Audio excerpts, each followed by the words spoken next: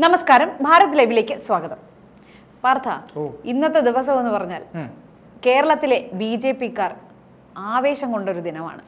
ലക്ഷക്കണക്കിന് BJP-ക്കാർ, അതിൽ ഇപ്പൊ BJP-ക്കാർ എന്ന് പറയുന്നവരല്ല, ഉള്ളിൽ ആ BJP ഉള്ള ആൾക്കാർ പോലും ഇന്ന് ആവേശഭരിതരായി. അതായത് 2026 കേരളം BJP ഭരിക്കും എന്ന് ആ ഒരു ഉറച്ച പ്രഖ്യാപനം നടത്താൻ അത് അമിത്ഷായെ കൊണ്ട് മാത്രമേ കഴിയുള്ളൂ. തീർച്ചയായിട്ടും. പിന്നെ ഇന്നത്തെ ആ പ്രസംഗത്തിൽ അതിൽ വാക്കുകളിലെല്ലാം മുഖ്യമന്ത്രിയോടുള്ള ഒരു വാണിംഗ് കൂടെ ഉണ്ട് അദ്ദേഹം കൊടുത്തിട്ടുള്ളത്. പിന്നെ മുഖ്യമന്ത്രിയോട് വാണിംഗ് കൊടുത്താൽ മതി, കോൺഗ്രസിനെ ആ കാര്യത്തിൽ കൂട്ടിയിട്ടില്ല, അങ്ങനെ കരുതിയിട്ടേ ഇല്ല. അപ്പം അതുകൊണ്ട് തന്നെ ഇടതുപക്ഷം കരുതിയിരിക്കുക എന്നേ പറയാനുള്ളൂ. പ്രവർത്തനങ്ങൾ എത്രത്തോളം അവർ ആക്റ്റീവ് ആക്കിയിട്ടുണ്ടാവും എന്ന് ഇന്നത്തെ ആ പ്രസംഗം കേൾക്കുമ്പോൾ നമുക്ക് മനസ്സിലാവും. തീർച്ചയായിട്ടും എല്ലാവിധ ഹൈടെക് സൗകര്യങ്ങളോടും കൂടിയുള്ള തിരുവനന്തപുരത്ത് വിശാലമായിട്ടുള്ള ഓഫീസിന്റെ ഉദ്ഘാടനത്തിന് വേണ്ടിയിട്ടാണ് അമിത്ഷാ തിരുവനന്തപുരത്ത് എത്തിയത്. അദ്ദേഹം ആ ഓഫീസ് ഉദ്ഘാടനത്തിന് അവിടെ വന്നിറങ്ങി. ആ ഉദ്ഘാടനം കഴിഞ്ഞതിന് ശേഷം പുത്തരിക്കണ്ട മൈതാനത്ത് ഈ പറയുന്നത് പോലെ ആളുകളെ അഭിസംബോധന ചെയ്ത് സംസാരിക്കുന്ന ആ സമയം മുതൽ, ആ പ്രവർത്തകരെ അഭിസംബോധന ചെയ്ത് സംസാരിക്കുന്ന സമയം മുതൽ തുടങ്ങിയത് തന്നെ ഉച്ചത്തിൽ നിങ്ങൾ കൈകൾ ഉയർത്തി മുദ്രാവാക്യം വിളിക്കുക എന്ന് പറഞ്ഞുകൊണ്ടാണ് തുടങ്ങിയത്. ആ മുദ്രാവാക്യം വിളി അമേരിക്കയിലുള്ള പിണറായി വിജയൻ കേൾക്കണം, ആ രീതിയിലായിരിക്കണം നിങ്ങളുടെ മുദ്രാവാക്യം വിളി എന്ന് പറഞ്ഞപ്പോൾ തന്നെ ഈ പ്രവർത്തകരുടെ ആവേശം ഇരട്ടിയിലധികമായി എന്നുള്ളതാണ് നമ്മൾ മനസ്സിലാക്കുന്നത്. അപ്പോൾ ആ വലിയ ശബ്ദത്തിലാണ് അവിടെ ഈ പറയുന്ന പോലെ ഇവിടെ BJP-യുടെ മുദ്രാവാക്യങ്ങൾ അന്തരീക്ഷത്തിന് അലയൊലികളായി മാറിയത് എന്നുള്ളതാണ് നമ്മൾ മനസ്സിലാക്കേണ്ടത്. അമിത്ഷാ വളരെ കൃത്യമായി ചില കാര്യങ്ങൾ പറഞ്ഞിട്ടുണ്ട്. ഇതുവരെ കേരളം എങ്ങനെയായിരുന്നു അതുപോലെ ആവില്ല ഇനി കേരളം എന്നാണ് അമിത്ഷാ പറയുന്നത്. കാരണം നമുക്ക് മനസ്സിലാക്കേണ്ട കാര്യം, ഇന്ത്യയിൽ അതായത് ഡൽഹി മുതൽ വടക്ക് കിഴക്കൻ സംസ്ഥാനങ്ങൾ മുതൽ ഇങ്ങ് ആന്ധ്രാപ്രദേശ് വരെയുള്ള സംസ്ഥാനം, തെലങ്കാന ഒഴികെ ആന്ധ്രാപ്രദേശ് മുതലെയുള്ള സംസ്ഥാനങ്ങൾ, പുതുച്ചേരി വരെയുള്ള സംസ്ഥാനങ്ങൾ കൃത്യമായി BJP-യുടെ കൈകളിലേക്ക് എത്തിയിരിക്കുന്നു. അത് ആന്ധ്രാപ്രദേശിൽ ഈ TDP ഉൾപ്പെടെയുള്ള പാർട്ടികളുടെ സഹായത്തോടു കൂടിയാണെങ്കിൽ പോലും അവിടേക്ക് അധികാരം പിടിക്കാൻ BJP-ക്ക് സാധിച്ചിരിക്കുന്നു. നെക്സ്റ്റ് അവരുടെ ടാർഗറ്റ് എന്ന് പറയുന്നത് ഈ പറയുന്ന തമിഴ്നാടാണ്. ഓൾറെഡി കർണാടകയിൽ അടുത്ത തവണ ഭരണം മാറും എന്നുള്ള കാര്യത്തിൽ യാതൊരു സംശയവുമില്ല. അപ്പം തമിഴ്നാടാണ് ടാർഗറ്റ് എന്ന് പറയുന്നു. അതിനിടയിലാണ് കേരളം 2026 പിടിക്കണം എന്ന് അമിത്ഷാ പ്രവർത്തകരോട് പറയുന്നത്. അമിത്ഷാ പറയുന്ന വേറൊരു കാര്യം എന്ന് പറയുന്നത്, അടുത്ത 4 മാസം കൂടി കഴിഞ്ഞിട്ട് വരുന്ന ഈ പറയുന്ന തദ്ദേശ ഇലക്ഷനുമായി ബന്ധപ്പെട്ട് 25% വോട്ട് ഷെയർ നമുക്ക് നിർബന്ധമായും വാങ്ങിയിരിക്കണം എന്നാണ്. അദ്ദേഹം ഈ വലിയ വോട്ട് ഷെയറുകളൊന്നും പറഞ്ഞിട്ടില്ല. 30% വോട്ട് ഷെയർ വേണം, അല്ലെങ്കിൽ 40% വോട്ട് ഷെയർ വേണം, അതൊന്നും അദ്ദേഹം പറഞ്ഞില്ല. വളരെ ആറ്റിക്കുറുക്കിയ ഒരു ടാർഗറ്റാണ് കൊടുത്തിരിക്കുന്നത്. 25% വോട്ട് ഷെയർ കേരളത്തിൽ നിന്നുണ്ടാവണം. 23,000 വാർഡുകളിൽ BJP സ്ഥാനാർത്ഥി ഉണ്ടാകുമെന്ന് രാജീവ് ചന്ദ്രശേഖർ പറഞ്ഞിട്ടുണ്ട്. അതായത് കേരളത്തിൽ 23,000-ഓളം വാർഡുകളാണ് തെരഞ്ഞെടുപ്പ് നടക്കുന്നത്. അത് ഗ്രാമപഞ്ചായത്ത് വാർഡുകൾ, ഈ പറയുന്ന തദ്ദേശ ബ്ലോക്ക് പഞ്ചായത്ത് വാർഡുകൾ ഉൾപ്പെടെ, കോർപ്പറേഷൻ വാർഡുകൾ ഉൾപ്പെടെയാണ് ഈ പറയുന്ന വാർഡുകൾ. അതിൽ പലപ്പോഴും നമ്മുടെ BJP മത്സരിക്കുന്നത് എനിക്ക് തോന്നുന്നു ഒരു 15,000-ൽ താഴെ വാർഡുകളിൽ മാത്രമാണ് പലപ്പോഴും BJP മത്സരിക്കാറുള്ളത്. പക്ഷേ ഇത്തവണ സ്ഥിതി മാറിയിരിക്കുന്നു. 18,000-ൽ പരം വാർഡുകളിൽ BJPക്ക് കമ്മിറ്റികൾ നിലവിൽ വന്നിരിക്കുന്നു. അതായത് വാർഡ് ഈ തദ്ദേശ ഇലക്ഷനുമായി ബന്ധപ്പെട്ട കമ്മിറ്റികൾ രൂപീകരിക്കപ്പെട്ടിരിക്കുന്നു. അത് രാജീവ് ചന്ദ്രശേഖർ വന്നത് മുതൽ ഇങ്ങോട്ട് അദ്ദേഹത്തിൻ്റെ പണി അതായിരുന്നു. നമ്മൾ പുറമേ ഒന്നും കണ്ടില്ലെങ്കിലും പണി അവിടെ നടക്കുന്നുണ്ടായിരുന്നു. ഇനി അതൊരു 23,000-ലേക്ക് എത്തിക്കണം എന്നാണ് പറഞ്ഞിരിക്കുന്നത്. അത് എത്തിക്കും എന്ന് രാജീവ് ചന്ദ്രശേഖർ കൃത്യമായിട്ട് പറയുന്നുണ്ട്. അതിൽ 25% വോട്ട് ഷെയറും ഏകദേശം 10,000-ൽ പരം വാർഡുകളിലെങ്കിലും നമുക്ക് ഭരണം പിടിക്കണം എന്നാണ് അമിത്ഷാ ആരോട് പറഞ്ഞിട്ടുള്ളത്? സംസ്ഥാന ഘടകത്തോട് നിർദ്ദേശിച്ചിട്ടുള്ളത്, പ്രവർത്തകരോട് പറഞ്ഞിട്ടുള്ളത്. പ്രവർത്തകരോടാണ് അദ്ദേഹം കൂടുതലായി പറഞ്ഞത്, നിങ്ങൾ അടുത്ത 4 മാസത്തേക്ക് അരയും തലയും മുറുക്കി രംഗത്തിറങ്ങിക്കഴിഞ്ഞാൽ വലിയ, നിങ്ങൾ ചിന്തിക്കാവുന്നതിനപ്പുറമുള്ള നേട്ടമാണ് കേരളത്തിൽ നിന്നുണ്ടാവാൻ പോകുന്നത്. ആ നേട്ടം വികസനത്തിൽ BJP-യെ മാറ്റി നിർത്തിക്കൊണ്ട് കേരളത്തിൽ വികസനം ഉണ്ടാവില്ല എന്നാണ് അദ്ദേഹം ഉറക്കെ പറഞ്ഞത്. അല്ല, അത് വലിയൊരു പ്രഖ്യാപനമല്ലേ?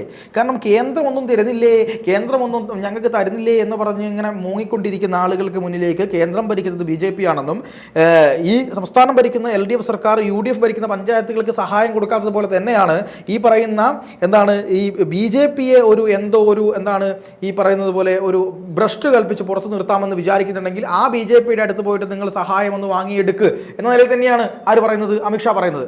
മര്യാദയ്ക്കാണെങ്കിൽ മര്യാദയ്ക്കാണ്. പക്ഷേ BJP-യെ ഒഴിവാക്കിക്കൊണ്ട് നിങ്ങൾക്ക് ഇവിടെ ഒരു പൊളിറ്റിക്സ്, നിങ്ങൾക്ക് അല്ലെങ്കിൽ ഒരു വികസന സംസ്ഥാനം, വികസിത കേരളം എന്ന് പറയുന്ന ഒരു ഒരു ആശയം നിങ്ങൾക്ക് മുന്നോട്ട് കൊണ്ടുപോകാൻ കഴിയില്ല. അതിന് പല കാരണങ്ങളുണ്ട്. ഇനി ഒരു അടുത്ത 15 വർഷത്തേക്ക് എന്തായാലും കേന്ദ്രത്തിൽ നിന്ന് BJP അധികാരത്തിൽ നിന്ന് പോകാൻ പോകുന്നില്ല. കോൺഗ്രസിൻ്റെ കാര്യം നമുക്കറിയാം, അത് കോൺഗ്രസ്സുകാർ പോലും അംഗീകരിക്കുന്ന കാര്യമാണ്. അപ്പോൾ അതുകൊണ്ട് തന്നെ ഇവിടെ കേരളത്തിന് മുന്നോട്ട് പോകണമെങ്കിൽ കേന്ദ്രത്തിൽ BJPയുടെ സഹായത്തോടു കൂടി മാത്രമേ പോകാൻ കഴിയൂ. അത് നമുക്ക് അനുകൂലമാക്കി മാറ്റണം എന്നാണ് അദ്ദേഹം പറയുന്നത്. ഇവിടെ കേരളത്തിൽ സംഭവിക്കുന്ന മറ്റു പല കാര്യങ്ങളുണ്ട്. ഇവിടെ ഏറ്റവും കൂടുതൽ അഴിമതി നടന്ന സംസ്ഥാനമാണ് കേരളം എന്ന് അദ്ദേഹം പറഞ്ഞിട്ടുണ്ട്. അദ്ദേഹം പറഞ്ഞത് ഈ സ്വർണ്ണക്കടത്തിനെ പറ്റി അദ്ദേഹം പരാമർശിച്ചു. ഒന്ന്, അതുപോലെ ഈ AI ക്യാമറ അഴിമതിയെ പറ്റി ഈ കേരളത്തിലെ ആളുകൾക്ക് പോലും അറിയാത്ത അഴിമതികളെ കുറിച്ച് അദ്ദേഹം പറയുന്നുണ്ടെന്നേ. നോക്കണം എത്ര കൃത്യമാണ് അമിത്ഷായുടെ കണക്ക് കൂട്ടലുകളെന്ന് നമ്മൾ ഒന്ന് ചിന്തിച്ച് നോക്കിയാൽ നമുക്ക് മനസ്സിലാവും. AI ക്യാമറ അഴിമതിയെ പറ്റി അദ്ദേഹം പറയുന്നു. AI ക്യാമറ വന്ന സമയത്ത് ചാനലുകളും എല്ലാം അതിന്റെ അഴിമതികളെ കുറിച്ചെല്ലാം റിപ്പോർട്ട് ചെയ്തിരുന്നു. പക്ഷെ അത് കഴിഞ്ഞിട്ട് ഇപ്പൊ എത്ര AI ക്യാമറ പ്രവർത്തിക്കുന്നുണ്ടോ അതിന്റെ പിന്നാമ്പുറങ്ങളിലേക്ക് പിന്നെ ആരും തിരിഞ്ഞു നോക്കിയിട്ടില്ല. കേരളത്തിൽ പ്രതിപക്ഷം പോലും ഉണ്ടെന്നില്ലല്ലോ, അതാണല്ലോ അവസ്ഥ. അപ്പൊ അത് അദ്ദേഹം പറയുന്നുണ്ട്, സ്വർണ്ണക്കടത്തിനെ പറ്റി പറയുന്നുണ്ട്. അതുപോലെ തന്നെ കേരളത്തിലെ CPM-ന്റെ ഭരണത്തിന്റെ കീഴിൽ നടക്കുന്ന പല അഴിമതികളും ഈ സ്വർണ്ണക്കടത്തിനെ സ്റ്റേറ്റ് സ്പോൺസേർഡ് അഴിമതി എന്നാണ് അദ്ദേഹം പറഞ്ഞത്. അതെ, അതാണ് ഞാൻ പറഞ്ഞത്. അത് വളരെ നമ്മളെപ്പോഴും BJPക്കെതിരെ ഉന്നയിക്കുന്ന ഒരു ആരോപണമാണ് സ്വർണ്ണക്കടത്തിൽ എന്തുകൊണ്ട് പിടിക്കുന്നില്ല, സ്വർണ്ണക്കടത്തിൽ അന്വേഷണം എന്തായി, ഈ പറയുന്ന ഡോളർ കടത്തിൽ അന്വേഷണം എന്തായി. പക്ഷേ ഇന്ന് അമിത്ഷാ പറഞ്ഞിരിക്കുന്നു സ്വർണ്ണക്കടത്ത് കേസിൽ കൃത്യമായ ഒരു നിർദ്ദേശം, ഒരു സൂചന നൽകിയതുപോലെ എന്തോ സംഭവിക്കാൻ പോകുന്നുണ്ട് എന്ന് ഒരു സൂചന നൽകിയതുപോലെയാണ് ഞാൻ മനസ്സിലാക്കുന്നതിന്. സംസ്ഥാന സർക്കാരിനോടും CPM-നോടും കരുതിയിരുന്നോളാനും അദ്ദേഹം പറഞ്ഞിട്ടുണ്ട്. എനിക്ക് തോന്നുന്നു അത് ഒരു പക്ഷേ അടുത്ത നിയമസഭാ ഇലക്ഷനോ അല്ലെങ്കിൽ ഈ പറയുന്ന പോലെ ഇലക്ഷനോ ആകുമ്പോഴേക്കും കേരളത്തിലെ പല നേതാക്കന്മാരും ഈ അറസ്റ്റിലാവാനുള്ള സാധ്യതയുണ്ട്. അത് നിങ്ങൾ ഈ പറയുന്ന പോലെ അങ്ങ് പകവീട്ടൽ രാഷ്ട്രീയമാണെന്നൊക്കെ പറയാം. പക്ഷെ കൃത്യമായ തെളിവില്ലാതെ ഒരു സംസ്ഥാനത്തെ ഒരു നേതാവിനെയും അറസ്റ്റ് ചെയ്യാൻ പറ്റില്ല എന്നുള്ളതാണ് യാഥാർത്ഥ്യം. സുന്ദരമായി ഇറങ്ങിപ്പോരും. അപ്പോൾ അതുകൊണ്ട് എന്തൊക്കെയോ പണികൾ പുറകിൽ നടക്കുന്നുണ്ട്. അതുപോലെ തന്നെ കേരളത്തിലെ സമഗ്ര വികസനമാണ് BJP ലക്ഷ്യം വെക്കുന്നത്. ഈ ക്രിസ്ത്യൻ ന്യൂനപക്ഷ മേഖലകളിലെ ആളുകളെ കൂടുതലായിട്ട് BJPയിലേക്ക് അടുപ്പിക്കാൻ വേണ്ട കാര്യങ്ങൾ കൃത്യമായിട്ട് ചെയ്യും എന്ന് അദ്ദേഹം പറയുന്നുണ്ട്. അതുകൊണ്ട് അദ്ദേഹം പറഞ്ഞൊരു കാര്യം എന്ന് പറയുന്നത് നരേന്ദ്രമോദി സർക്കാരിൻ്റെ വികസിത ഭാരതം എന്ന് പറയുന്ന കാഴ്ചപ്പാടിനൊപ്പം വികസിത കേരളം എന്ന് പറയുന്ന രാജീവ് ചന്ദ്രശേഖറിൻ്റെ ആ ഒരു ടാഗ് ലൈനും കൂടി മുന്നോട്ട് വന്ന് അത് കൃത്യമായി ഉപയോഗപ്പെടുത്തി മുന്നോട്ട് പോകാൻ കഴിയട്ടെ എന്നാണ് അദ്ദേഹം പറഞ്ഞത്. ഈ നിയമസഭാ ഇലക്ഷനോട് അനുബന്ധിച്ച് നമുക്ക് ഇപ്പം ഒരു 20% വോട്ടുണ്ട്. അതൊരു 25% 30% വോട്ടിലേക്ക് എത്തിക്കാനുള്ള പ്രവർത്തനങ്ങൾ നമ്മൾ ഇപ്പോഴേ ആരംഭിക്കണമെന്നും അത് തദ്ദേശ ഇലക്ഷനുമായി ബന്ധപ്പെട്ട് നടക്കുന്ന പ്രവർത്തനങ്ങളുമായി ബന്ധപ്പെട്ട് അതിൽ നിന്ന് BJPയുടെ പ്രവർത്തകർക്ക് ഊർജ്ജം ഉൾക്കൊണ്ട് അടിസ്ഥാനപരമായി ബൂത്തുകളിൽ ഇറങ്ങി ജനങ്ങളുമായി അടുത്തിടപഴകി അവരുടെ പ്രശ്നങ്ങളിൽ ഇടപെട്ടുകൊണ്ട് ഈ സംസ്ഥാനം ഭരിക്കുന്ന സർക്കാരിനെതിരായ വികാരങ്ങളെ കൃത്യമായി ജനങ്ങളിലേക്ക് എത്തിച്ചുകൊണ്ട് അവരുടെ പ്രശ്നങ്ങളിൽ BJP കൂടെയുണ്ട് എന്ന ഒരു കാര്യങ്ങൾ വെച്ചുകൊണ്ട് ഈ തദ്ദേശ ഇലക്ഷനിൽ നല്ല മാറ്റം ഉണ്ടാക്കുക. ആ മാറ്റത്തെ ഒരു കൃത്യമായ ഒരു നമ്മുടെ എനർജി ബൂസ്റ്റിംഗ് എന്നൊക്കെ പറയില്ലേ, ആ എനർജി ബൂസ്റ്ററായി നിന്നുകൊണ്ട് നിയമസഭാ ഇലക്ഷനിൽ വലിയൊരു വിജയം BJPയുടെ നേടിയെടുക്കുക എന്നതാണ് അമിത്ഷാ പറയുന്നത്. നോക്കൂ, മറ്റ് സംസ്ഥാനങ്ങളിലെല്ലാം ചേച്ചിക്കറിയാലോ, മറ്റ് സംസ്ഥാനങ്ങളിലെല്ലാം തന്നെ കൃത്യമായ പ്ലാനിങ്ങോടുകൂടി അധികാരം പിടിച്ച രാഷ്ട്രീയ ചാണക്യനാണ് അമിത്ഷാ. എന്തൊക്കെ പറഞ്ഞാലും കേരളത്തിൽ എങ്ങനെ കളിക്കണമെന്ന് അമിത്ഷാ കൃത്യമായിട്ട് അറിയാം. നമ്മൾ കഴിഞ്ഞ അതായത് ആദ്യത്തെ മോദി ഗവൺമെൻറ് വന്നല്ലോ, മോദി ഗവൺമെൻറ് വന്നപ്പോൾ BJPയെ പറ്റി പറഞ്ഞുകൊണ്ടിരുന്നതാണോ ഇപ്പോൾ ആളുകൾ പറയുന്നത്? അല്ല, BJP വലിയൊരു ശക്തിയാണെന്നും BJPയുടെ ഭരിക്കുമെന്നൊക്കെ പറയുമ്പോൾ ആളുകൾക്ക് തമാശയായിരുന്നു. പക്ഷേ BJP ഇന്ന് ഭരിക്കുമെന്ന് പറയുമ്പോൾ ആളുകൾ അത് ഗൗരവത്തോടെയാണ് കാണുന്നത്.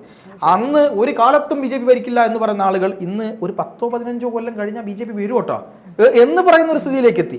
അതിനെ കൂടുതൽ ഫാസ്റ്റാക്കി നമ്മൾ പ്രതീക്ഷിക്കുന്നതിനേക്കപ്പുറത്തുള്ള റിസൾട്ട് ഉണ്ടാക്കി മാറ്റണം എന്നാണ് അമിത്ഷാ ഇന്ന് കൃത്യമായി ആളുകളെ ആവേശഭരിതരാക്കിക്കൊണ്ട് പറഞ്ഞത്. അദ്ദേഹം ഈ ബൂത്ത് തലത്തിലേക്കുള്ള പ്രവർത്തകർ 6 പ്രവർത്തകരാണ്, ഒരു ബൂത്തിൽ നിന്ന് 6 പ്രവർത്തകർ അവിടെ എത്തിയിട്ട് ഈ മീറ്റിങ്ങിൽ പങ്കെടുത്തിട്ടുണ്ട്. ആ 6 പ്രവർത്തകരോട് നിങ്ങളാണ് ആ ബൂത്തിൻ്റെ ഈ ചലിപ്പിക്കേണ്ട ശക്തി, അത് ഇവിടെ നടക്കുന്നത് കൃത്യമായി ആ ഒരു ഇംപ്രഷൻ ബൂത്തിലും കിട്ടണം എന്ന് അദ്ദേഹം പറഞ്ഞിട്ടുണ്ട്. അതുപോലെ തന്നെ ഈ കോൺഗ്രസും ഈ അഴിമതികളിലൊന്നും അത്ര മോശമൊന്നും അല്ല എന്ന് ഒന്ന് പറഞ്ഞങ്ങ് പോവുക. അദ്ദേഹം കോൺഗ്രസിന് അത്ര മുഖവിലയ്ക്ക് എടുത്തിട്ടില്ല എന്നാണ് എനിക്ക് ഇന്ന് മനസ്സിലാവുന്നത്. പക്ഷേ പിണറായി വിജയനോട് കൃത്യമായ ചില താക്കീതുകളും കാര്യങ്ങളും അദ്ദേഹം കൊടുത്തിട്ടുമുണ്ട്. എന്തായാലും ടീം രാജീവ് ചന്ദ്രശേഖർ അതിന് കേന്ദ്രത്തിൻ്റെ ശക്തമായ പിന്തുണ ഉണ്ട് എന്നും ആരും ഈ പറയുന്നത് പോലെ എന്താണ് വെറുതെ ഇങ്ങനെ മാധ്യമങ്ങളിൽ ഇരുന്നു കൊണ്ട് ചൊറിഞ്ഞതുകൊണ്ട് കാര്യമില്ല എന്നും ഈ ഷോൺ ജോർജും അതുപോലെ തന്നെ അനൂപ് ആന്റണി ഉൾപ്പെടെ ശോഭാ സുരേന്ദ്രൻ ഉൾപ്പെടെ MT രമേശ് ഉൾപ്പെടെ അതുപോലെ PR ശിവശങ്കർ ഉൾപ്പെടെ പിന്നെ ഈ പറയുന്ന ശങ്കുട്ടിദാസ് ഉൾപ്പെടെ അങ്ങനെ ഓരോ ആളുകളുടെ പേര് പ്രധാനപ്പെട്ട ആളുകളുടെ പേരൊക്കെ എടുത്ത് പറയുമ്പോൾ ആ നിര വളരെ സ്ട്രോങ് ആണ് എന്നുള്ള കാര്യത്തിൽ യാതൊരു സംശയവുമില്ല. അത് കേരളത്തിൽ വലിയൊരു മാറ്റത്തിന് എന്താണ് സാക്ഷ്യം വഹിക്കും, അല്ലെങ്കിൽ അതിനൊരു കാരണമായി തീരും എന്ന് തന്നെയാണ് വിശ്വസിക്കുന്നത്. അത് മാത്രമല്ല, നമ്മൾ നേരത്തെ ഒരു ചർച്ചയിൽ പറഞ്ഞതുപോലെ മാധ്യമങ്ങൾ ഈ BJP സംസ്ഥാന ഭാരവാഹി പട്ടികയ്ക്കെതിരെ ചൊറിഞ്ഞല്ലോ. ആ ചൊറിയൽ ഈ അതായത് ആഹ്ലാദക്കടൽ അമിത്ഷാ ഈ പടച്ചുവിട്ട ഈ ആഹ്ലാദ കടലിൽ ആ ചൊറിച്ചിൽ മുങ്ങിപ്പോയി. തീർച്ചയായിട്ടും അത് നല്ലൊരു അലക്കലാണ് കൊടുത്തിരിക്കുന്നത്. സോപ്പിട്ട് കുളിപ്പിച്ചു എന്ന് പറയാൻ.